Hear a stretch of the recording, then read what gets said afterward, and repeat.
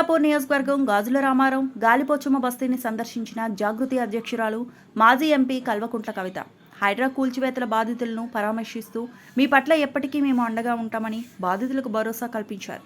అనంతరం ప్రభుత్వం తీరుపై ఆగ్రహం వ్యక్తం చేశారు.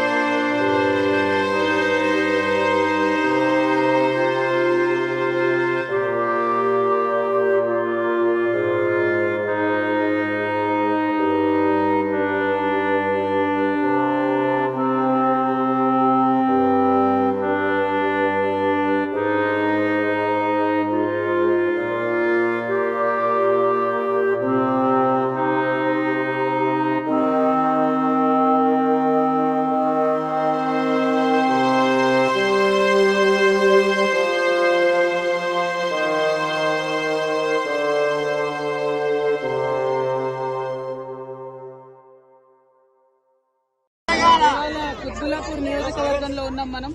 ఇక్కడ స్టేట్ ఫైనాన్స్ కార్పొరేషన్ నుంచి వైఎస్ రాజశేఖర రెడ్డి గారు వస్తున్నప్పుడు ఇచ్చినటువంటి భూములు ఆనాడే ప్రభుత్వం కంచె చేసి ఉంటే మరి కబ్జా కాకపోతుండే.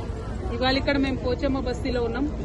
ఈ 260 ఎకరాలు అదేవిధంగా ఇంకా పక్కకున్నటువంటి కొంత ల్యాండ్ మొత్తం కలిపితే ఒక 400 ఎకరాల ల్యాండ్ అనేక సార్లు కబ్జాకు గురైంది. మరి అన్ని ప్రభుత్వాలు మారుతూ వస్తున్నప్పటికీ కూడా ఆ కబ్జాను విడిపించలేకపోయినారు. ఇప్పుడు హైడ్రా సడన్ గా వచ్చేసి పెద్దవాళ్ల జోలికోకుండా పేదవాళ్ల ఇండ్ల మీద పడి రాత్రికి రాత్రి మరి మీరు ఖాళీ చేస్తారా సస్తారా అని చెప్పి చిన్న పిల్లలు ఉన్నారు. ఒక పక్క వర్షం పడుతుంది, ఇంకొక పక్క పండగ వచ్చింది. అన్ని ఉన్నటువంటి సందర్భంలో కూడా మరి ప్రత్యేకించి కూలగొట్టడం దారుణం. ఇవన్నీ ఒక పక్కనైతే కోర్టు ఇదివరకు స్పష్టంగా చెప్పింది, ఆ శనివారము ఆదివారము మీరు ఎవరి జోలికి వెళ్ళకండి, వాళ్ళు కోర్టుకు వచ్చేటటువంటి అవకాశం ఇవ్వాలి. ఈ దేశంలో న్యాయ వ్యవస్థ ఉన్నది కాబట్టి న్యాయ వ్యవస్థను గౌరవించాలని చెప్పింది. అయినా సరే ఈ ప్రభుత్వం దాన్ని విస్మరించి నిన్న ఆదివారం పూట వచ్చి ఇక్కడ బస్తీలో ఇల్లు కూలగొట్టడం అంటే మామూలు విషయం కాదు, చాలా దారుణమైన విషయం. అసలు చాలా పేదవాళ్ళు, ఎందుకు చాతగాని వాళ్ళు ఉన్నటువంటి వాళ్ళని కూడా, ముసలి వాళ్ళని కూడా రోడ్డు మీద గుంజేసి మొత్తం కూలగొట్టినటువంటి పరిస్థితి చూస్తూ ఉన్నాం.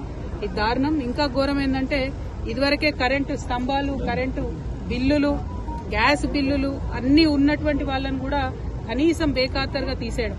ఇంకా మీదికెళ్ళి అబద్దం చెప్పుడు మేము నోటీసులు ఇచ్చినాం కాబట్టి కూలగొడుతున్నామని. ఇవాళ నేను రాష్ట్ర ప్రభుత్వాన్ని హెచ్చరిక చేస్తా ఉన్నా, పండగ పూట పేద ప్రజల ఉసురు తీసుకోకండి. మీరు ఇక్కడ ఉండేటటువంటి పేదలు ఎక్కువ మంది లేరు, 150-200 కుటుంబాలు కూడా లేవు. ఈ 200 మందికి మీరు డబుల్ బెడ్రూమ్ ఇండ్లు ఫస్ట్ ఇవ్వండి. వాళ్ళు ఇక్కడ నుంచి మూవ్ అవ్వడానికి R&R కాంపన్సేషన్ కింద ఎట్లయితే మూసీ దగ్గర ఇచ్చిండ్రో అట్లా R&R కాంపన్సేషన్ కింద కుటుంబానికి 50,000 ఇచ్చి వాళ్ళు జాగ్రత్తగా వాళ్ళని తీసుకెళ్లి డబుల్ బెడ్రూమ్ ఇళ్లలో దింపండి. కానీ మీరు ప్రభుత్వం ప్రజల పక్షాన ఉండాల్సింది దౌర్జన్యంగా వాళ్ళ ఇళ్లు కూలగొడతా ఉంటే ఈ ఉసురు తగలక మానదు మీ ప్రభుత్వానికి. మిమ్మల్ని హెచ్చరిక చేస్తా ఉన్నాం. మీరు మళ్ళా 6వ తారీఖు లోపల వస్తామని చెప్పి హైడ్రా వాళ్ళందరూ వచ్చి ఇక్కడ వాళ్ళని బెదిరించిపోయినట. 6వ తారీఖు లోపల మీరు ఖచ్చితంగా డబుల్ బెడ్రూమ్ ఇండ్లు వాళ్ళకి ఇవ్వాలి. ఇచ్చిన తర్వాతనే ఇక్కడికి హైడ్రా రావాలి. ఒకవేళ డబుల్ బెడ్రూమ్లు ఇవ్వకుండా మళ్ళా హైడ్రా వస్తే ఆ బుల్డోజర్ కి ఎదురుగా నేనే పడుకుంటా అని కూడా ఈ సందర్భంగా మీకు తెలియజేస్తూ, ఖచ్చితంగా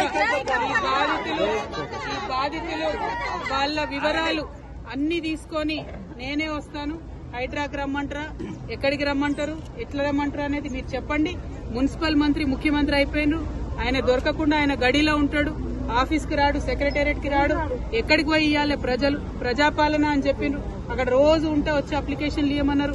అక్కడికి ఒక్కసారి వచ్చిండు ముఖ్యమంత్రి గారు లాస్ట్ 2 సంవత్సరాలలో. మరి పేద ప్రజలు పోయి కష్టాలు ఎక్కడ చెప్పుకోవాలి?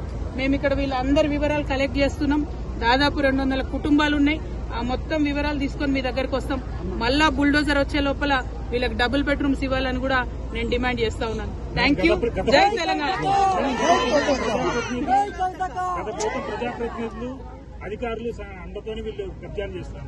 కబ్జా ఎక్కడదండి? కబ్జా ఎవరు చేసిరు? అరికపూడి గాంధీ గారు చేసిరు 12 ఎకరాలు. దాన్ని తీయమనండి దమ్ముంటే ఫస్ట్. అది తీయకుండా చిన్న పిల్లలు పెట్టుకుని కూలీనాలు వేసుకునేటోళ్ళు, రాళ్ళు కొట్టుకునేటోళ్ళు ఇండ్లు తీసి ఏం హీరోయిజం చూపిస్తారంటే ఎవరిని చూపిస్తారు? ఇప్పుడు అంతకుముందు ఇక్కడ వెంచర్స్ చేసి అమ్మిండ్రు బ్రదర్, మీకు తెలియదా? మీరు లోకల్ రిపోర్టర్స్. అంతకుముందు వెంచర్స్ చేసి అమ్మిండ్రు. కొంతమంది డబ్బులు ఇచ్చి కొనుక్కున్నటువంటివి ఉన్నాయి. 5 లక్షలు 6 లక్షలు కట్టి రూములు కొనుక్కున్న వాళ్ళు ఉన్నారు. మరి ప్రభుత్వం వాళ్ళకి 6 లక్షలు ఇవ్వమని చెప్పండి ఇక్కడ నుంచి ఎలాగొట్టేటప్పుడు. అంటే నేను అనేది ఏంటంటే ప్రభుత్వం ఫేర్ గా ఉండాలి. ఏ ప్రభుత్వంలో కబ్జా జరిగినా కూడా తప్పే ఫస్ట్ ఆఫ్ ఆల్. కానీ కబ్జా పేదవాళ్ళదే కనబడుతుందా, పెద్దవాళ్ళది కనబడదా?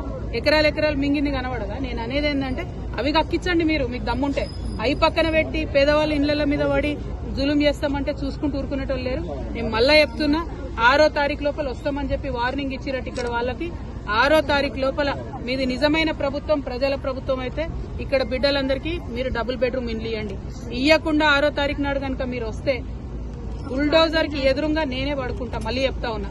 Thank you. జై తెలంగాణ. మరిన్ని అప్డేట్స్ కోసం మా ఛానల్ ని సబ్స్క్రైబ్ చేయండి.